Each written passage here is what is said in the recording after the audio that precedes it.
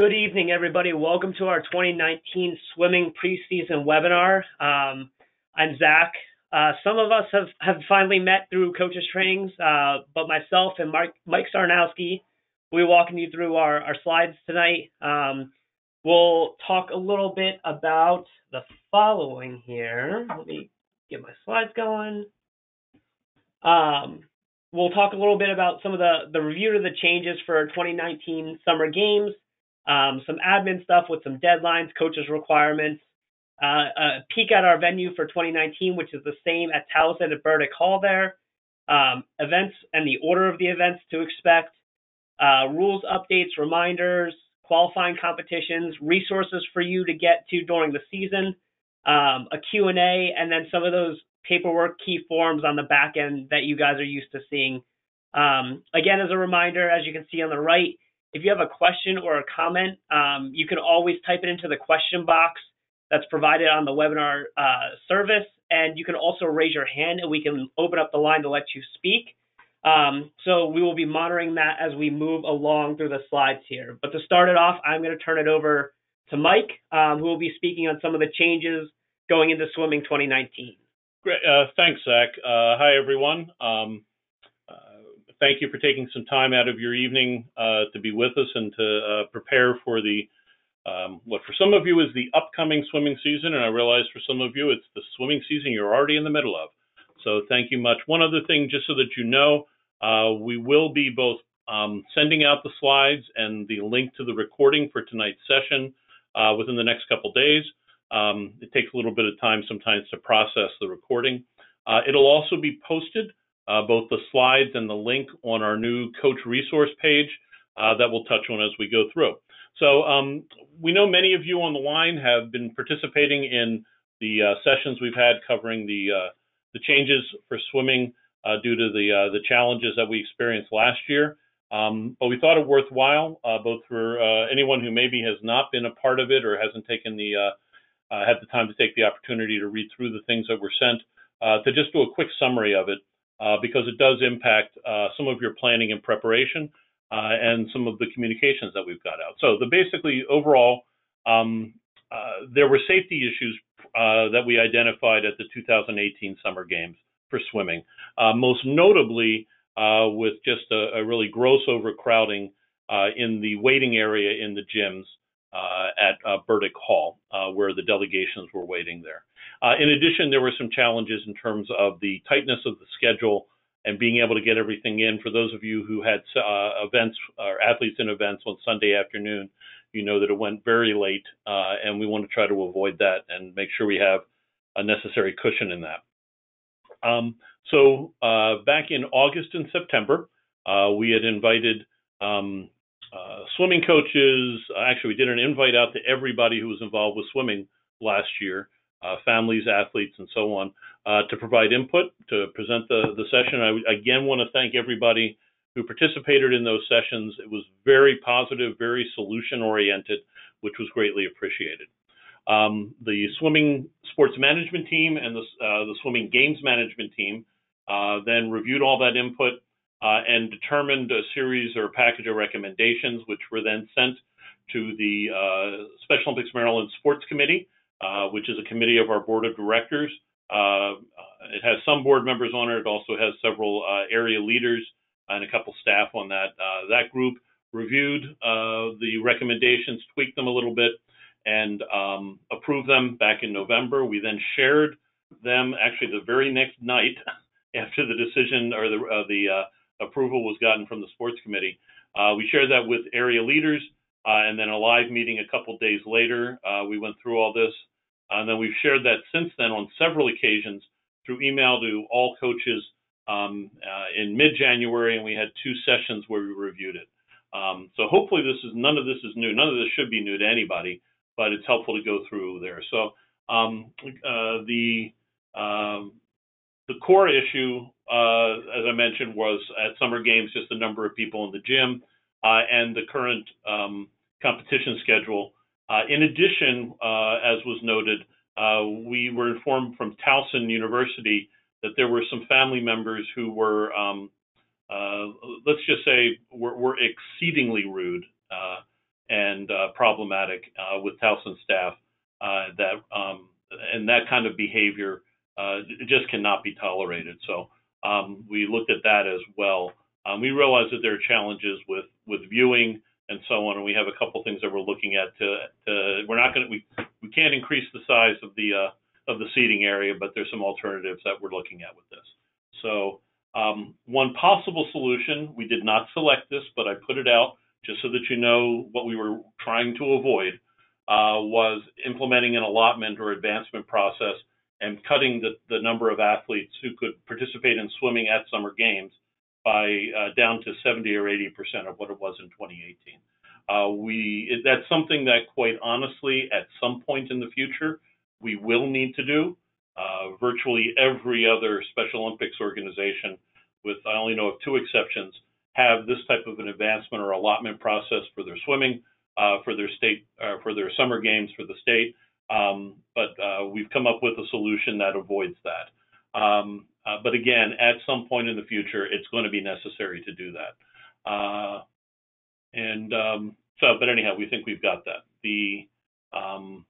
So the solution can best be looked at in kind of 4 categories. You may have seen it laid out a little differently. And one is, we're calling it allotments. But again, we will not implement an overall allotment process, reducing the numbers, as I mentioned there. We will implement what we're calling a quasi-allotment, basically capping the numbers at the number of athletes that were registered, or swimming athletes that were registered from each delegation at the 2018 Summer Games. That's before your scratches the week or so leading up to the games. The problem and the safety concerns were so great last year. We just want to be absolutely sure that we don't exceed or continue to expand the problem. We don't have all the slides in here. They're all on the coach's resource page that show you the growth trajectory and so on for swimming participation. And it's great that we're on a growth, but there are concerns around that.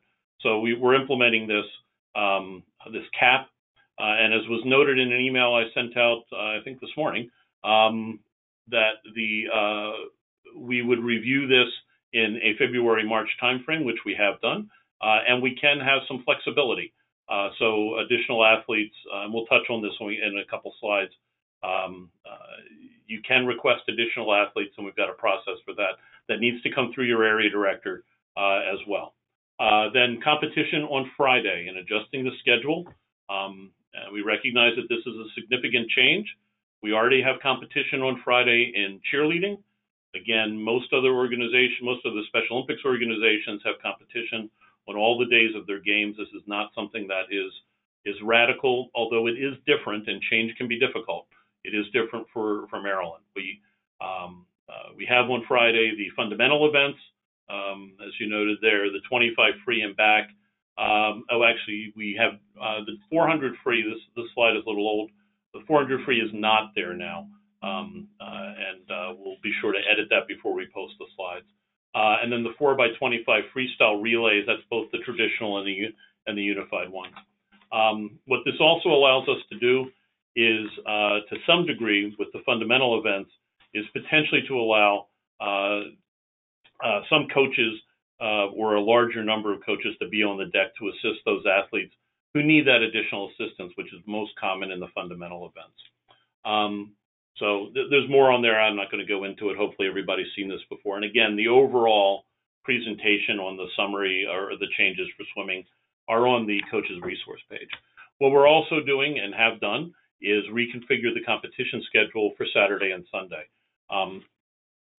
Again, that was sent out earlier, and we'll touch on it a little bit later. As was noted in the email that I sent, we looked at we looked at all 3 primary ways of approaching it, that being splitting by gender and breaking them into sessions so that male athletes were in one session on each day and female athletes were in the other session on each day. We looked at it from an age breakdown, 21 and under in one session each day, 22 and older in one session each day.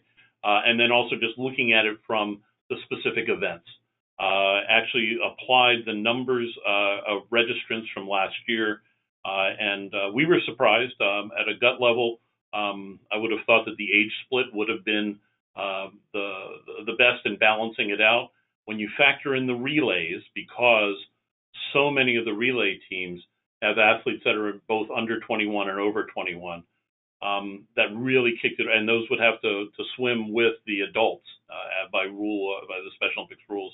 It all worked out that it's the split is by event, and again, we've shared that with you. It's also in this deck here, but we spent hours upon hours analyzing the data to make sure that we made the best decision on this, and we're confident that we have. That said, of course, as with anything, we'll review all of this each year and see if we need to make adjustments for the 2020 games. And then the last is the redesign of the space usage. We'll be allocating, when I say we mean the overall games management team for the swimming venue will determine space and and it's pre-assign delegations to various spaces. In addition with that, as was noted in the sessions back in January, we have there's a number of classrooms in a hallway off to the right of the what has previously been the main entrance. That's actually now officially a side entrance, but the main entrance that everybody's been taking in. And we'll have some classrooms assigned to specific delegations for the weekend. It's actually a really nice setup. If you have it, unfortunately, we can't make that open to every delegation because there's capacity spaces there, but we'll have the opportunity for those interested once we nail down some the actual what can fit in there based on the other furniture that's in there. So that'll pull a number of folks out of there. We'll reconfigure the space. The other will be just as we had done at when we were at Loyola Blakefield for those 2 years. We will provide, Special Olympics Maryland will provide chairs for the spaces for you to use. We will not allow, we cannot allow areas to bring in the chairs. You may or may not have known it, but we, because of some chairs that other folks brought in, the tarp that was used on the floor there at Towson got ripped or cut, and we had to pay over $1,000 to replace it. Not something that we really, can do each year. It's actually much more economical for us to provide the chairs and not have $1,000 going down the toilet as opposed to going to benefit the athletes. So then, in addition to those kind of 4 categories, there's some additional stuff that's a little bit tangential that we're working on. One is to provide live streaming via either Facebook Live or a similar technology, so that, again, that's not going to ease up on the space. It's not going to ease the schedule. What it does do, though, is allow some folks who maybe are hanging out there and trying to see the opportunity to actually see the things. And actually, those folks who are in classrooms, each of the classrooms have TV and that we can connect up so that you can actually watch there. We'll see if we can do a similar thing in the main gym. The tech component is not a real issue. It's just how bright it can be in there and whether you'll actually be able to see it. We're also working and would be welcome to hear from any of you who are interested in this. But we know that since we will have to do allotments at some point in the future, it's going to happen not just for swimming, for other sports as well. And that's a good thing. But we want to be sure that because not every athlete will be able to come to summer games, we want to be sure that there is an appropriate culminating event for the season for those athletes who do not advance to summer games. So what we're looking to do while we have some time before we absolutely have to implement an allotment is to build up or create some regional competitions with awards, fanfare, festivity, and so on. These will still be single-day events. We're not going to have a dance. There's not going to be an overnight and such, but we can make those events much more festive. In 2019, we want to work with, and we have money allocated for this, we want to work with an area to add a new event. And now that Zach has Winter Games behind him and some other things, he's going to be focusing heavily on that and talking to folks who maybe can do that. Again, we'll work with the area on that. but we're looking again to start to host a new event mid to late May, again, because it'll be a culminating event. And again, we'll be actively working with folks on that. And then secondly, to take an existing event that doesn't currently have the maybe all the frills to it that we would like to have for this kind of a large culminating event, and work with that area to build that up. The intention then is also in each successive year to add an additional regional event. We want to get these spread around the state so that when the time does come, 2, 3, 4 years, whatever it is down the line, that we and where we have to say that not all the athletes who want to come to summer games can come to summer games, that we have a solution for them to have a really meaningful experience to end their season. And then lastly, as was noted, or to address the concern that Towson has indicated related to the just incredibly inappropriate behavior of some family members, we will be having some paid security staff there in the spectator area and where else it may be needed. And some family members, I hope this doesn't happen, but if it needs to, some family members will be escorted from the building. We really don't want that to happen, but that if we need to, we will. Then the next slide is just the same. We talked about the allotments. Just to clarify, because we've gotten a couple questions, these allotments here are the number of athletes, not partners, whatever. We're basing everything off the athlete, or the number of athletes that we have record of your area having registered at summer games for 2018 before the scratches the week or so before summer games. So this is what we're calling your initial allotment. You can ask for more. We expect you to ask for more, and we can honor that when you ask for more. That needs to come through your area director. We ask that you wait to make your request until a bit into your season so that you know how many athletes you actually have and which of those athletes actually will be coming or want to come to summer games. They may have personal schedule conflicts, or they may not have an interest in coming. And we don't, speaking from experience, when we've done something similar to this before, we've had areas come in and say, hey, I need another 20 athletes for this particular event, and then they wind up turning back in 15 of them because they actually didn't need them. So we want to get all those requests in by May 1. Shortly thereafter, so that gives you time to get accurate numbers. Shortly thereafter, and I mean a day or two, or one business day, we'll let you know. In most cases, I'm not going to sit here and guarantee this, but in most cases, reasonable requests we'll be able to honor. I'm hedging that bet in case somebody comes back and wants to, needs 50 more, and we have several of athletes or areas that need that. And wherein if we have that number of things, we won't be able to accommodate all the requests. Noted there about I don't want to go too much into the ratio, but there is a ratio that of coaches, volunteers, and chaperones of 3 to 1, 3 athletes for each of those. You can bring additional folks above that 3 to 1. It's going to be at your area's expense. We've never said to anybody you can't bring additional people. It's just there is additional cost with that. Also, if you're looking for lodging with that, let us know early on, because we may or may not be able to accommodate that or have the person lodged with the delegation. It really is a situation at Towson where if we give a bed to another volunteer, that very well may mean that some athlete is not getting to stay overnight. So we want to be sure that we're careful with that. That said, we certainly do want to take care of special situations.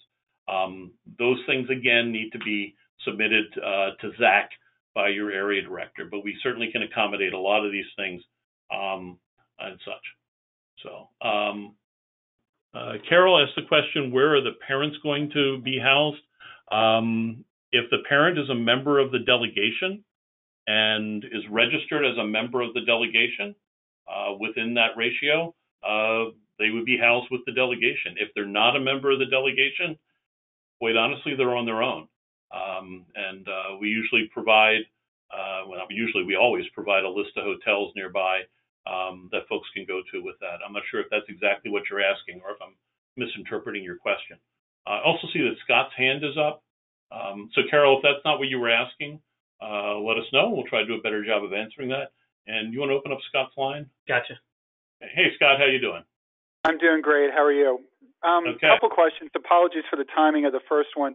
The question I had is regarding, with the new schedule and having, swing events on Friday and then trying not to, have people, with the morning and afternoon sessions. The challenge is going to be, if we, the delegations that have athletes housed, for example, I may have a couple of athletes swim Friday, but it would be none of the swimmers that typically stay in the dorm, but yet I don't have another chaperone. So I have to bring those athletes with me. I mean, I know, and we're just a small delegate. I mean, we're a smaller delegation, so I can only imagine this might be compounded with some of the bigger delegations. So has that been considered or looked at? I know we were talking about this with Zach at the coaching seminar last weekend. Yeah, so to the extent that we can, and there is a possibility, if there is enough of a request that it's worth going to Goucher or another nearby university, there is the possibility that we can get additional housing. The challenge is every time we've done that, and we've looked at that 3 times since I've been back on staff, and this is my going into my 7th year, so quite frequently, every time we've looked at that, when we get the final housing request, they're not needed, and there needs to be a certain capacity with that. We would certainly, for that kind of additional housing space, we would give greater weight to those counties or those areas that are further out. I know Allegheny, Mallory has indicated some challenges with that previously, and so I can't sit here and say that we can give you, if we're talking 1 or 2, there's a good chance that we can fit them in without a problem. If we're talking beyond that,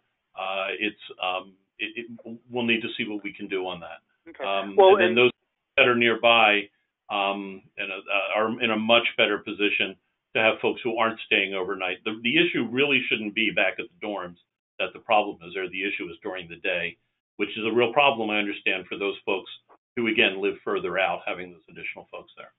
Well, and I guess also the question becomes, if I have other swimmers competing Friday, but but my athletes that are staying in the dorm aren't competing, I've got to bring them with me to the venue.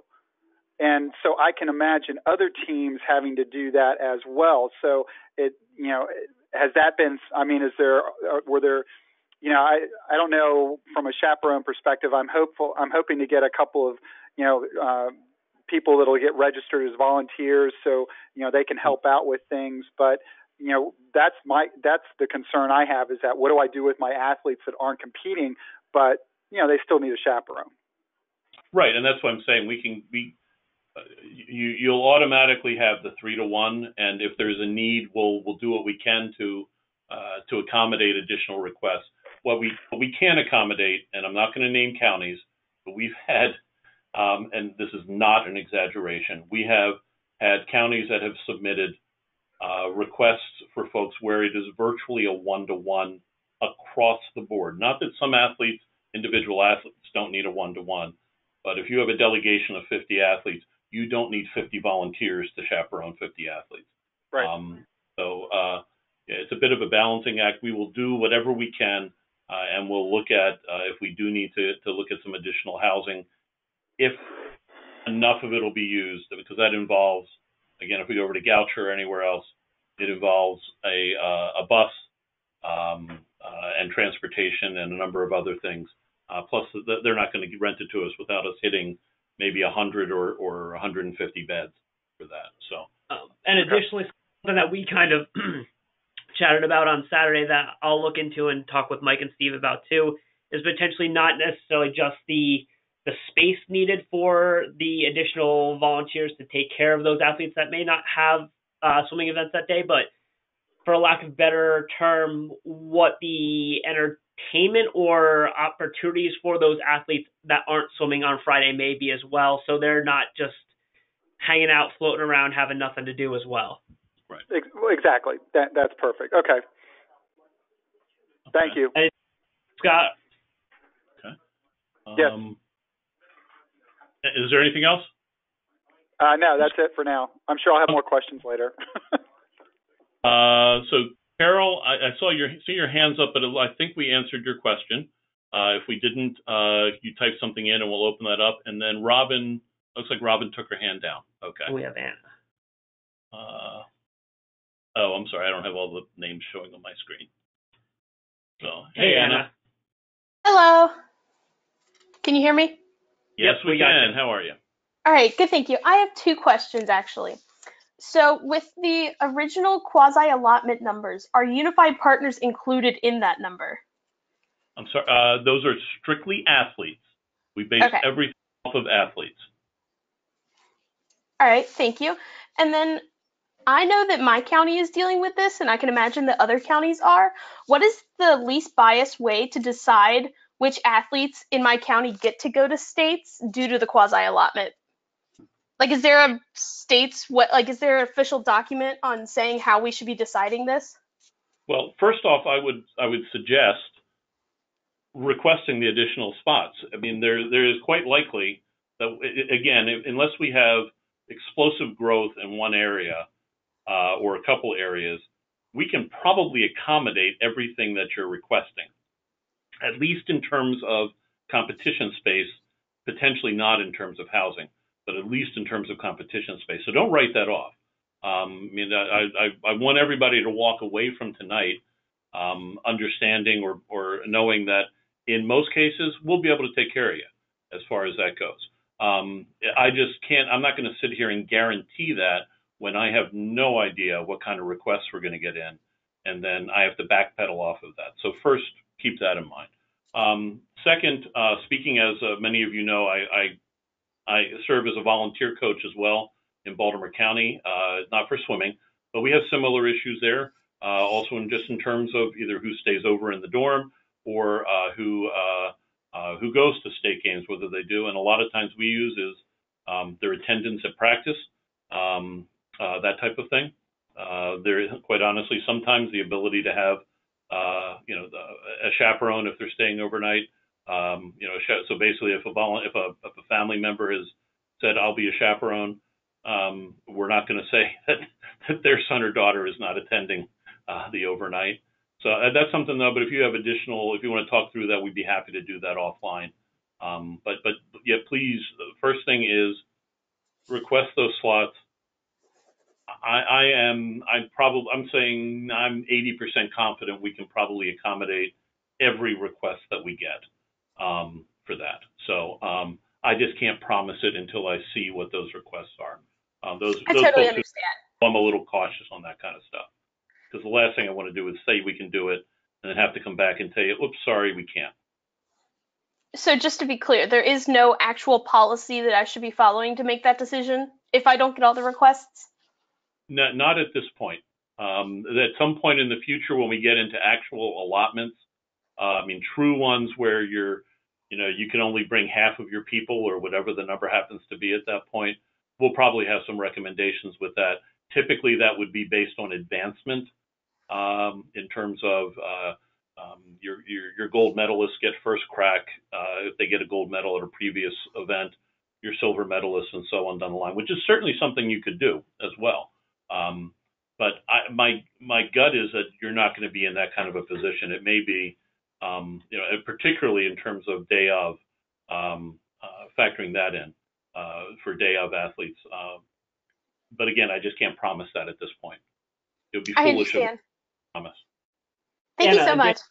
Before we move on to, remember what Mike said about inquiring with your athletes and families, also who is interested in going to summer games, because that kind of cuts down. And additionally, what I've done from some of my past stops is in a regional capacity, I used to keep track of who went the year prior. So then you can also look at that list from the last year and say, okay, these people went, these are the people that didn't go from last year that wanted to go. They're first at the top of this list, and then you start working back through that other list as well. And actually, one other thing, and I highly recommend this, if you have something, because I've had this same problem with some of my folks, if you have somebody who says they're going and then habitually scratches or no-shows, I'm sorry, they're the first to get cut. It's not fair because when they scratch, if we are in that kind of an allotment situation, them not showing up means somebody else didn't get to go. So I'd say that happens once or twice. That's not a big deal, but if it's habitual, and I think we all know who in our program is in that category. We all have a couple. I would factor that into your decision making. So I'll tell you what, we see a couple other hands, but we want to be respectful of people's time. So if anybody else has a question on this stuff, if you can hold them, let us get through the rest of the stuff we have to cover, and then we can open it at the end.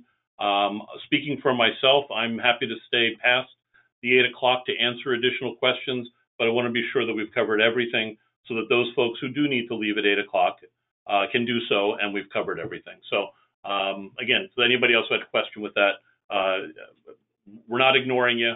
We just want to be respectful of everybody's time. All right, so we're going to move through into registration reminders and some deadline housekeeping kind of stuff.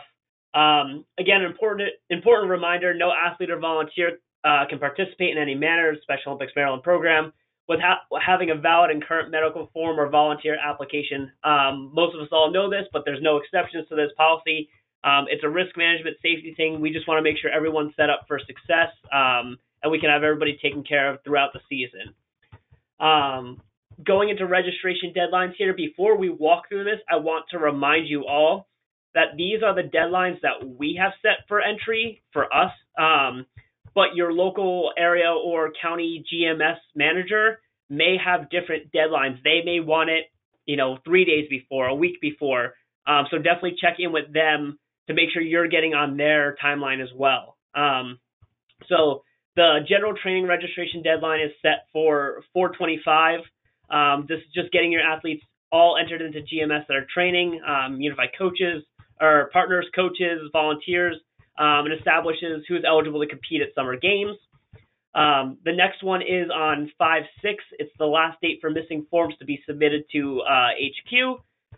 This is for athlete medicals, coach, partner, volunteer, all their backgrounds, protective behaviors, concussion, all that kind of stuff. This is when this needs to all be submitted for being eligible for summer games. Then the next one we hit is the competition registration deadline on 5/16. This is the one that you're submitting all your delegation members, your team rosters, their events, and their times entered into GMS. Any athlete or unified partner without an event will be taken out of summer games. And then the last one is the last date to update scores, which is 5/21. And this typically is after we send you a delegation report for you to double check. If there's anything that got punched in wrong or looks not right to you, this is the last day to get that all set up before we roll into summer games here. Again, work with your area leadership. All athletes, unified partners, coaches, and other volunteers must have all their proper forms in and completed while training and to be eligible for summer games. This is for the health and safety of the athletes, as well as the protection of Special Olympics Maryland and the volunteers that come out to help us. Coaches should work with their area and county leadership at the beginning of the start of the season to determine which athletes and volunteers need to update their forms. We've sent out lists prior to let you know who has expiring forms and they need to be updated. But you can also check with your area leadership as well to double check and verify those as we move into the spring here. Again, to remind you about what the coaches' requirements are, all the coaches of Special Olympics athletes and partners have to follow the clearances and certifications prior to starting each coach each season.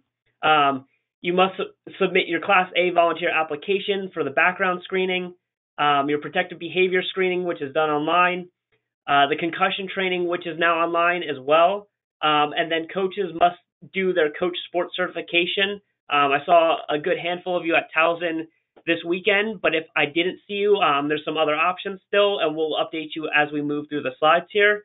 And a reminder that all of the above are valid for 3 years. Okay. Thanks, Zach.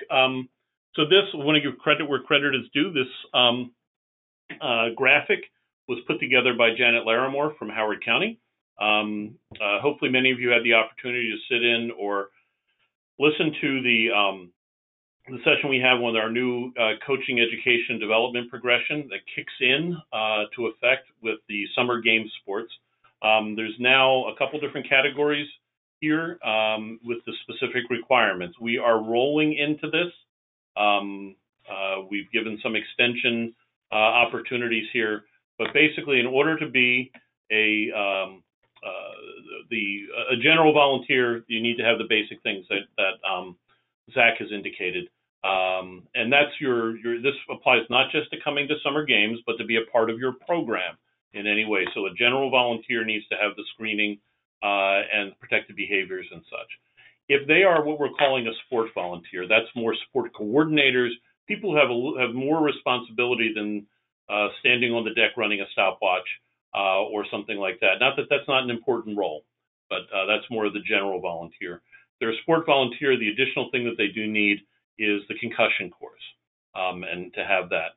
As an assistant coach, it's now required, and to be named an assistant coach, that addition to all that stuff, they need to have completed either coaching Special Olympics athletes, which is available as a live course, or as an online course, or coaching unified sports, again, available as a live course or we haven't done it as a live. We will be offering that in the future as a live course, but it's available online. For the head coach, and each program, each area must have a head coach. They need to have completed, again, all the stuff that's necessary for an assistant coach, plus a sport-specific course. And on the next slide, when we get to it, we'll show you what we've got there, what different statuses are that we have on that.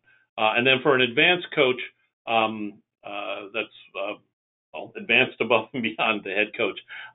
They've completed, in addition to all the things for a head coach, they've completed Principles of Coaching, which we'll be offering at some point in the future. It's a full-day course, does a deep dive into general aspects of coaching and such there.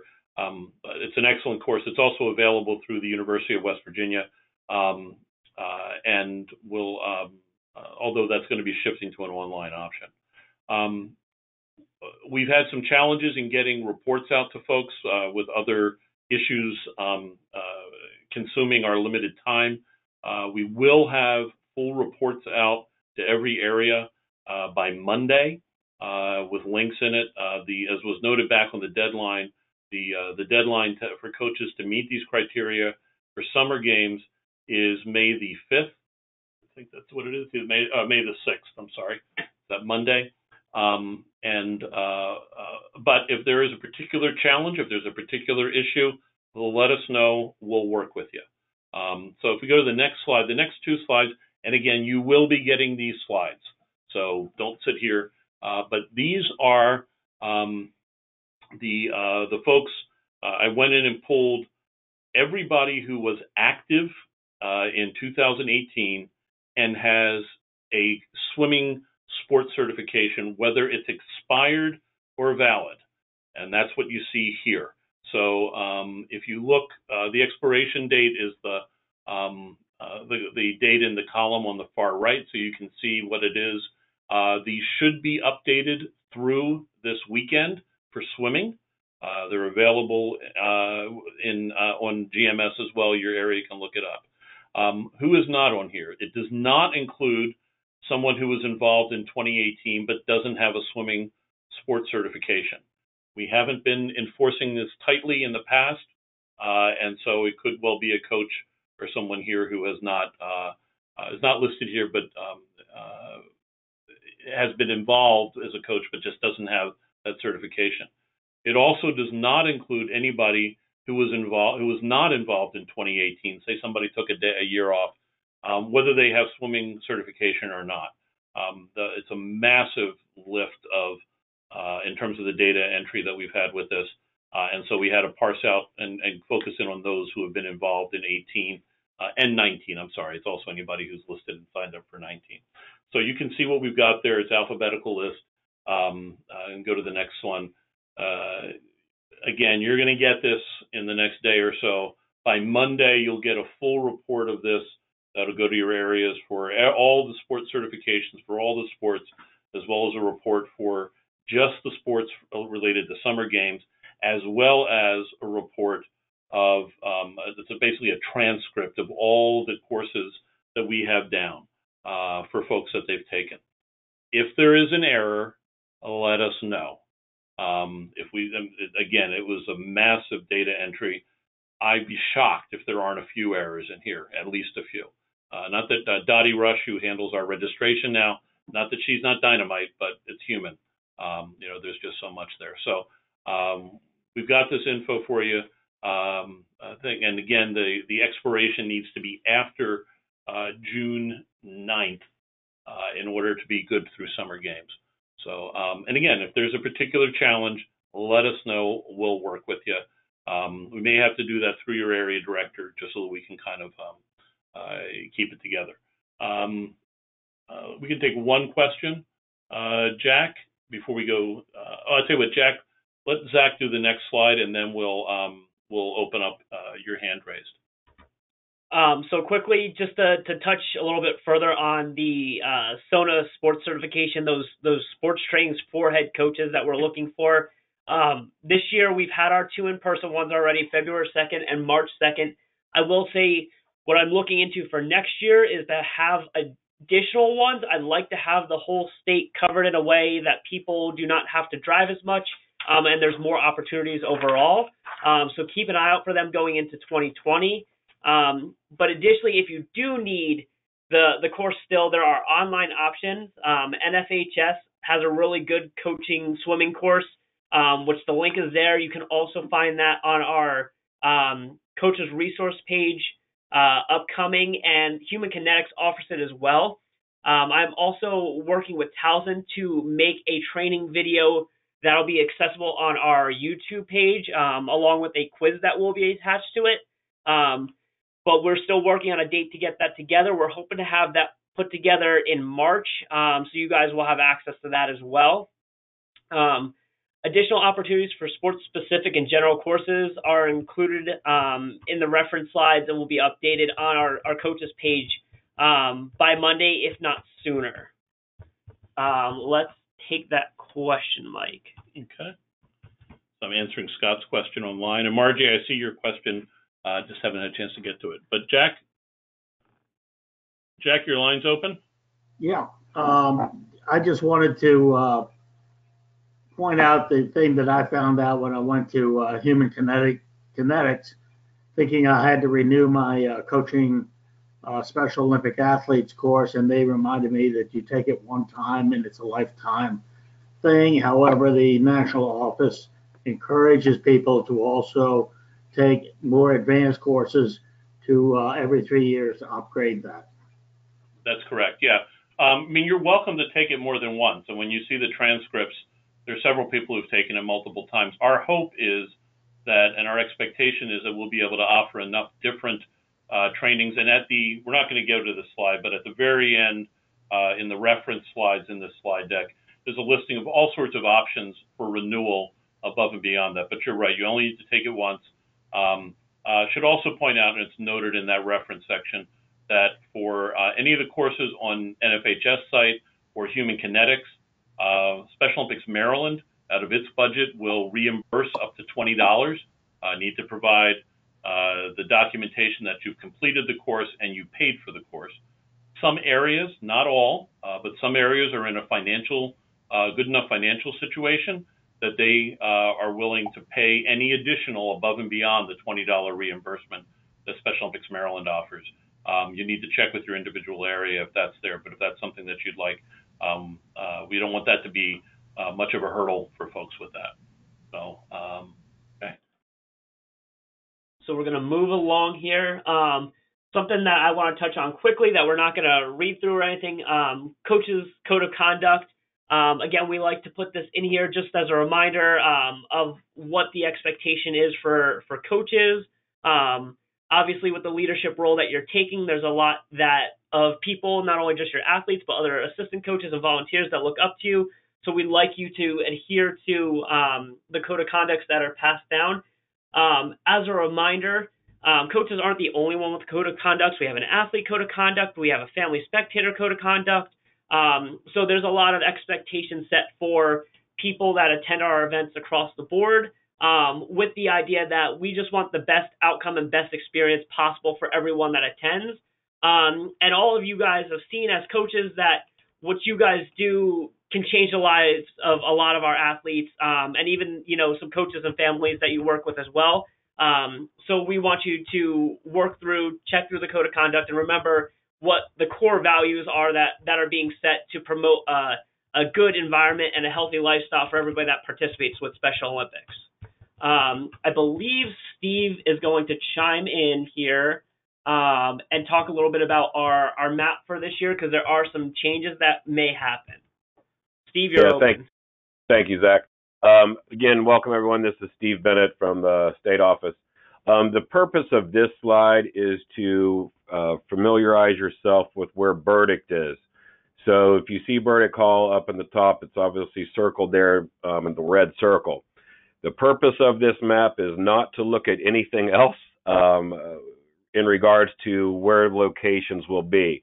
The reason I say that is we are looking at, with Towson, the potential of moving some things around, notably where our registration typically is with the heads of delegation, the dance demonstration, some other operations in the University Union, as that building will not be accessible to us.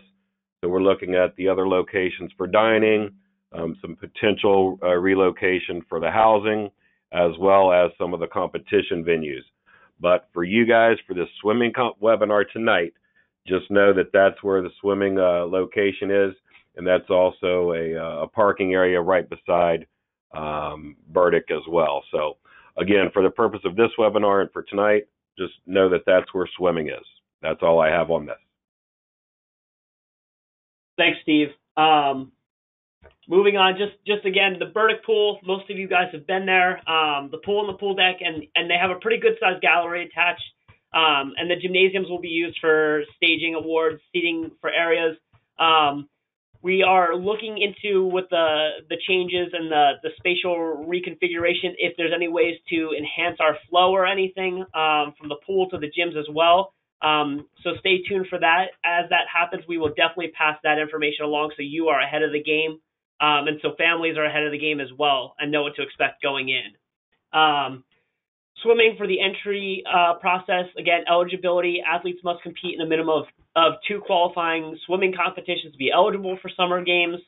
When it comes to entering for summer games, athletes may enter up to 4 events, 3 individual events, and 1 relay, or 2 individual events, 2 relays. Special needs and circumstances. Again, we will accommodate things that you ask for. We're looking for legitimate things that are mobility issues or big things that can get in the way of your athlete having a good experience and competing at their best. Examples, an exception to a standard stroke, needing a lift to get in and out of the pool, needing an external lane for a reason that they need to be closer to the wall or something. Mobility issues from staging to start lane. Those are kind of some examples just to get them in your mind of what we find as legitimate and acceptable. Additionally, as a huge help to us, be certain to inform your area's GMS manager that is properly recorded in GMS in the notes for that entry of that athlete in that event. If it's not recorded, we don't know if it's an issue.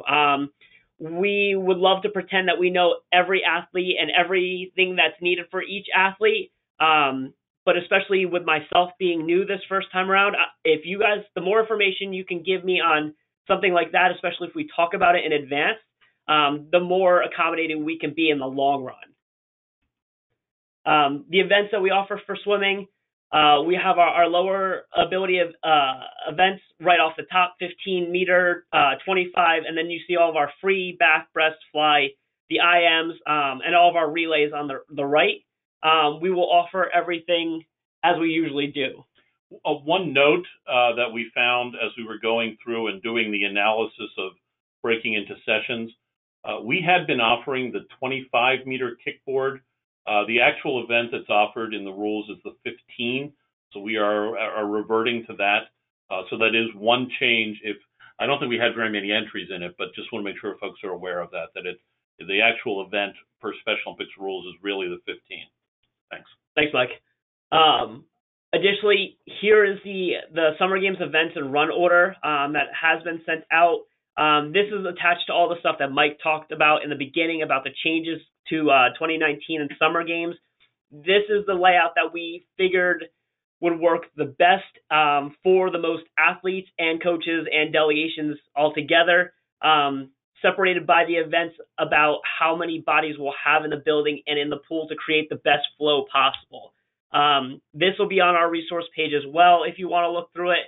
And this is out now so you can get a good idea of how you need to enter your athletes going into Summer Games based on what days the events are being offered. Some rules reminders here. These rules reminders are more if you are hosting qualifiers to give you an idea of what you'll need and what you need to have set up at your competition, and something that we make sure we have at ours as well. Again, there should be at least one observer for every 2 swimmers during the competition. The main thing, especially as lifeguards, 1 lifeguard for every 25 swimmers in the water. That goes for practice as well.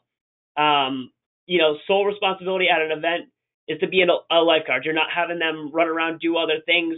They're there for the safety of your athletes that are in the pool. They must have lifeguard certificate, CPR certification, and a standard first aid certificate as well. You want the starting line to be marked as appropriate at an appropriate distance from the finish. It's preferable that certified swim officials be there at your events. And if that's something that you need assistance with, we can help, but we definitely need a heads up a good distance out so we can start that conversation for you. And again, refer to the ESSO rules for required emergency procedures. Relay teams must register or may register an alternate team member to compete in the event that another member is medically unable to compete. Alternates should have slower times for their leg of the event than the regular team member they're replacing, while alternates for medical reasons will be accepted up until the event is staged. Please provide as much of a buffer as possible because it allows not only us for Summer Games or Loyola, but whatever other qualifiers you're at, gives them enough of a heads up to know how to set the staging for that to get everyone in their lanes, in the pool, and ready to go. You've all seen how difficult relays sometimes can be to stage, making sure everyone gets there, so the heads up in advance is awesome. Only registered alternates may replace a team member.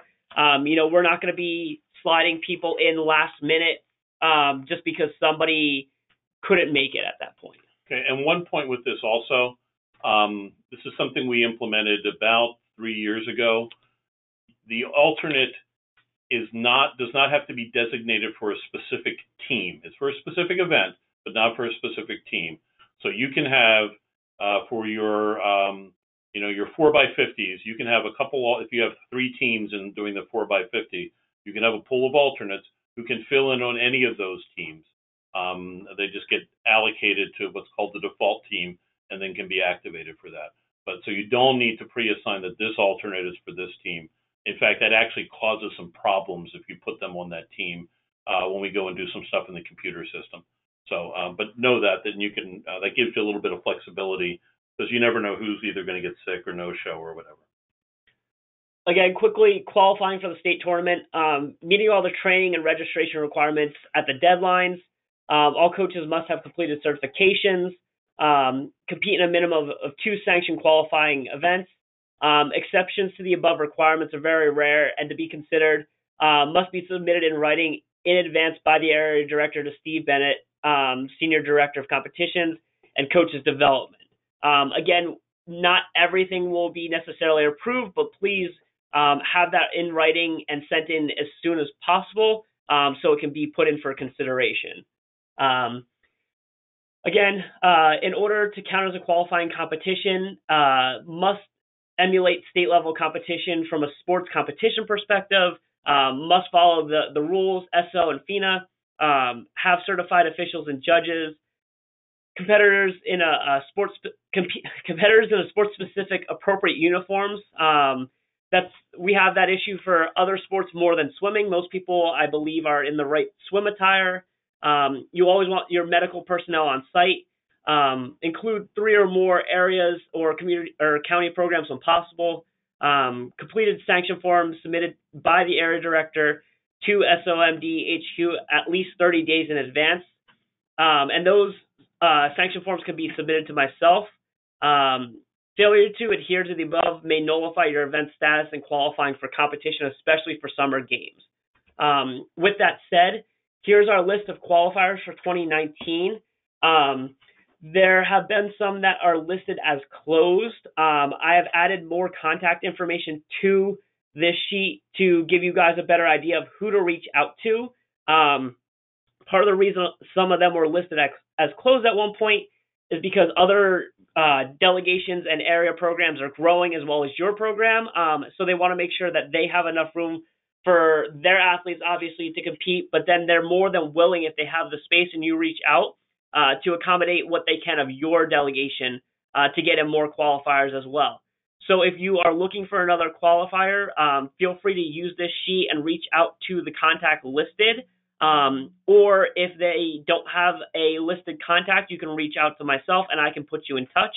But this is the best way to get to all the qualifiers that you need to be ready for summer games. With that also, if you're hosting a competition and it's not listed here, please let Zach know. Submit a sanction form. We'll get it up on the coach resource page and make sure that folks have that available. And if you're worried about hosting a competition and you're not sure that you know what to do with it or how to make it happen, part of Zach's role, and we can help you here as well, is to give you that technical assistance to the extent that he can. Obviously, if we get a huge demand, it's limited there. And last push back on when we talked about the challenges, we do have some resources available to add another event in that's not currently offered as one of those regional culminating events. And we're also looking to assist with one. Again, these would another one with an existing event. We'd be looking towards the end, middle to end of May, so it provides that meaning of a culminating season event. But please do take advantage of that. That's a great opportunity that we can help you with. Like Mike had mentioned earlier, we have our resources page here. A great new resource is our SOMD Coaches Resource page, which is located off of our general coaches page on the website. You can find all of the calendars there, links to training items, and you can also find coaches guides and all sorts of things on there that can help you through the season. Additionally, SpecialOlympics.org has all the rules for our sports, coaches guides, how to plan a season. There's some great videos on there, and you can kind of even go down the rabbit hole there on the resource page for Special Olympics. There's some stuff on there that I found that I never even knew existed that can help you through a plethora of other things as well. So one note on that also on the SOMD Coach Resource pages is noted there. Zach has been working diligently, and we will be having, I say on there 10 days from now, a page specifically for swimming coaches. He's gotten it done. It's not going to be 100% complete, but we'll have one specifically for swimming coaches available by tomorrow morning. So do take advantage of it, and we'd love your input on what additional things could be helpful there. And if you have any questions, again, here's my email at the top for swimming. And you can also, if you have any questions, reach out to Steve or Mike. But primarily, if you have any swimming questions, please come directly to me, and we will work through whatever questions you may have. Mike, do you want to take questions here or hit the last couple slides? Let's just hit the last two, just because we want to highlight them. You just skip through. I'll deal with this real quick. So there's a whole section here of filling out forms and such. The two things I want to make sure you're aware of, because we've had an issue with this recently. The medical form, this goes through all the stuff that's necessary. This version, this medical form here is the only medical that we can accept now. We have received recently some older forms, the older SOMD medical that was only 3 pages. We can't accept them. They get rejected, and that athlete can't participate until they get a correct form. We're not being officious and just being picayune on forms. There's particularly there is a release. The wording of the release is different both for the doctor or the medical professional as well as what the family or the athlete signs. So it needs to be this form. We can't accept any of the old forms anymore. And then similarly for volunteers, that is now next one. That's a 2-page form. That's the only one that we can accept. There is we've gotten some of the 3-page forms, but we can't take those. At some point in the future, we will be having volunteer application done completely online. That is not available for area volunteers or coaches at this point. Even if you stumble across it, please don't use that. We need to go through this. But again, it's only these 2 pages. The release is different. And from a legal standpoint, we have to use this form. So that said, it's 8 o'clock straight up. I'm happy to sit for a little bit longer if anybody has any additional questions, but we do want to make sure that that folks who need it to end at 8 can feel comfortable doing so. If there's anything major that comes up that in a question, if we do have any more questions, we'll certainly make sure that we provide you with that information. But thank you very much for taking some time tonight. Hopefully you found it useful. Hopefully you've gotten information that makes you a little more comfortable for the season, and really look forward to seeing you all at an upcoming competition. Like Mike said, I just wanted to double down and thank you guys for all your work and all the work that I know you will be doing going through the season. We're just getting started here, but there's a lot ahead of us, and I appreciate the efforts that you're going to put in going forward. Again, if you have any questions, don't hesitate. Feel free to reach out to me, and I can help you with anything swim related that you're in need of. I think Scott has a question. Yeah, so that said, anybody who does need to sign off, please feel comfortable doing so, but we'll go ahead with any questions. So it looks like Scott. Scott, your line should be open.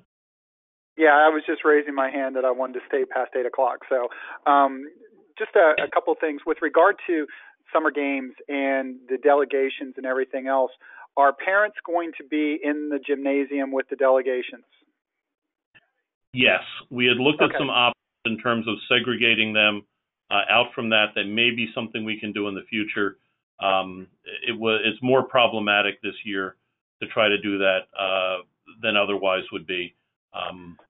But yeah, with the move, with the changes in schedule, and the use of the classrooms and some other things, we should be okay. That shouldn't tip us over the edge. Okay, I just was curious because I know, that was, when we were doing our working group, that was one of the suggestions, is, hey, limit the parents. And and when I made that comment, I realized I'm hurting that's a self-inflicted wound because it takes a village to run a swim team. And, so my question was, if we were going to limit the parents, then what level of volunteer do we need to have to, so I could have somebody in there with me? I have a person that's going to go through, taking the assistant, the coaching training and everything else. So she hopefully will be designated as an assistant coach. But even having a couple of other registered volunteers there to help organize and keep people moving and make sure that everybody's where they need to be was the thought process if we were going to be limited in terms of the number of people in that gym. Yeah, I mean, I would certainly recommend you and you can be selective on which parents you say this to discourage them from. You interpret that how you wish, but realistically, we're not going to be in a position to enforce that. Given how controversial it would be, putting that forward and being completely unable to enforce it on the outset, it just makes everything look foolish and then undermines stuff. So. It's a great idea, and again, what you're pointing out makes a lot of sense in terms of a nuance with that, but it's just not something we can realistically do this year. Okay, understood. And I just wanted to make sure I can clarify. Make sure I was understanding it, and I didn't skip over something that you were presenting. So I appreciate that. And then the only other, just to clarify. The coaching Special Olympic athletes. You in your response, you said I was grandfathered in. Was that because I attended the training last week, or was it some other thing? Because I seem to recall taking that at some point in time in my coaching past, but I'm not 100%. That you have, and when you get your transcript by Monday, that'll demonstrate it. I could have said this when I was going through that. Anybody who has a valid certification, and we're going to take it up through when we deliver this report by Monday. Okay. If you're certified, regardless of how you got certified through Special Olympics, you're still certified. You're not going to lose it. So if you've never taken coaching Special Olympics athletes, but we've certified you and said that you're a certified coach, that's fine. Until your certification runs out, you don't have to do anything. You're certainly welcome to take it, but you're not going to be required. We're not going to back up and make people do something and take away their certification that they had. So that applies to everybody.